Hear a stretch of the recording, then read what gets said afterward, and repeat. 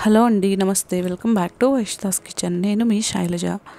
ఈరోజు మనం ఎండాకాలంలో అందరూ చేసుకునే సగ్గుబియ్యంతో పాయసాన్ని ప్రిపేర్ చేసుకుందామండి. ఉట్టి సగ్గుబియ్యంతోనే కాకుండా క్యారెట్, సగ్గుబియ్యం, పెసరపప్పు కలిపి ఈ పాయసాన్ని కుక్కర్లో ఎంతో ఈజీగా చేసుకోవచ్చండి. ఇది మనం ఆఫ్టర్నూన్ 11 o'clock టైంలో కానీ, పిల్లలు స్కూల్ నుంచి వచ్చినప్పుడు కానీ, లేదా ఇంటికి ఎవరైనా గెస్ట్లు వచ్చినప్పుడు కానీ కుక్కర్లో ఎంతో ఈజీగా ప్రిపేర్ చేసుకోవచ్చండి. అది ఎలా తయారు చేయాలో చూద్దాం.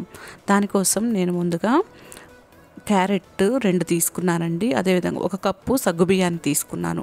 1/4 కప్పు పెసరపప్పుని తీసుకున్నాను. అదేవిధంగా 2 క్యారెట్స్ని కూడా తీసుకున్నాను. నేను ఒక 2 గంటల ముందు సగ్గుబియ్యాన్ని ఒకసారి బాగా కడిగి ఈ విధంగా నానబెట్టుకున్నానండి. పెసరపప్పుని కూడా నానబెట్టేసుకున్నాను.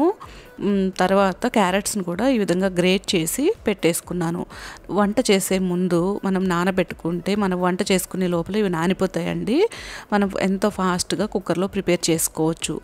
నేను స్టవ్ మీద కుక్కర్ పెట్టేసి చూస్తున్నారు కదా, ఈ విధంగా కుక్కర్ పెట్టేసి 1 టేబుల్ స్పూన్ నెయ్యిని వేసుకున్నాను. ఈ నెయ్యిని వేసుకున్న తర్వాత ముందుగా 2 క్యారెట్లను తురిమి పెట్టుకున్నాం కదా, దాన్ని వేసుకొని ఒక 5 నిమిషాలు లో ఫ్లేమ్లో ఈ విధంగా క్యారెట్ పచ్చివాసన పోయేంత వరకు ఈ విధంగా వేయించుకొని మనం ముందుగా నానబెట్టి పక్కన ఉంచుకున్న సగ్గుబియ్యాన్ని కూడా యాడ్ చేసుకోవాలి. అదేవిధంగా పెసరపప్పును కూడా యాడ్ చేసుకోవాలండి.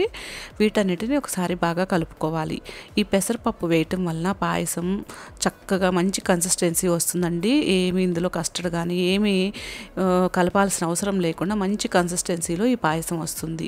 అదేవిధంగా చూస్తున్నారు కదా, 1.25 కప్పు వాటర్ వేసుకోవాలి. ఆల్రెడీ మనం నానబెట్టుకున్నాం కాబట్టి ఎక్కువ వాటర్ ఏం అవసరం ఉండదండి.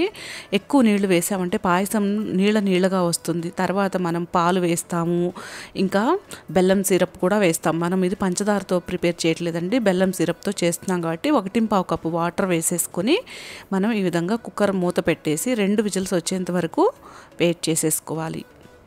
ఈ 2 విజిల్స్ వచ్చే లోపల మనం బెల్లంతో చేస్తున్నామని చెప్పాను కదా, 2 కప్పులు బెల్లాన్ని ఈ విధంగా నేను తురుముకొని ఈ విధంగా ఒక గిన్నెలో వేసేసుకొని 1/4 కప్పేనండి. ఇది కూడా వాటర్ కూడా 1/4 కప్పే వేసుకుంటున్నాను. ఎక్కువ వాటర్ వేస్తే బెల్లం సిరప్ అనేది బాగా లూజ్ అయిపోతుంది. చూస్తున్నారు కదా, స్టవ్ మీద పెట్టి బెల్లం మరిగిన తర్వాత స్టవ్ ఆఫ్ చేసి పక్కన ఉంచేసుకోవాలి. ఈ లోపల మన 2 విజిల్స్ కూడా వచ్చాయండి. మనం కుక్కర్ మూత తీస్తే చక్కగా ఉడికిపోయిందండి. మన క్యారెట్, సగ్గుబియ్యం ఇంకా పెసరపప్పు అనేది బాగా మంచిగా ఉడికిపోయింది. చూస్తున్నారు కదా ఎంత మంచి కలర్ వచ్చిందో. ఇప్పుడు ఇందులో పాలు అనేది మన అవసరానికి తగినన్ని పాలు యాడ్ చేసుకోవాలండి. నేనైతే ఇప్పుడు ప్రస్తుతానికి కాచి చల్లార్చిన పాలని 1 కప్పు యాడ్ చేశానండి. అంటే 1/4 లీటర్ వరకు యాడ్ చేశాను. మనం తినబోయే ముందు కావాలంటే ఇంకొంచెం పాలను కూడా యాడ్ చేసుకోవచ్చు. చూస్తున్నారు కదా, 1 కప్పు పాలు వేసిన తర్వాత ఈ విధంగా కలిసేలాగా ఒకసారి బాగా కలిపేసుకోవాలి.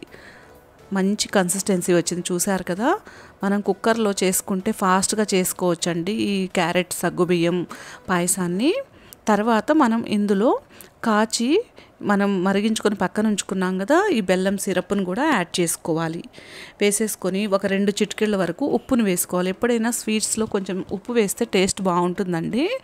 అదేవిధంగా యాలకుల పొడిని కూడా 1 టీ స్పూన్ వరకు యాడ్ చేసుకొని ఈ యాలకుల పొడి, బెల్లం సిరప్ ఇంకా కలిసేలాగా బాగా కలుపుకోవాలి.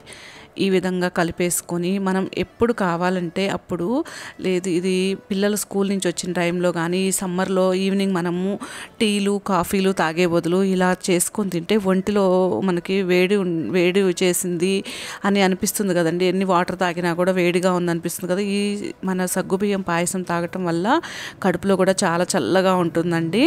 చూస్తున్నారు కదా ఎంత ఫాస్ట్గా కుక్కర్లో ప్రిపేర్ చేసుకున్నామో. నేను ఇది బౌల్లోకి వేసేసుకొని పైనుంచి ఇంకా బాదం ఇంకా మన జీడిపప్పుని ఈ విధంగా గ్రేట్ చేసి యాడ్ చేసుకున్నానండి. Thank you for watching.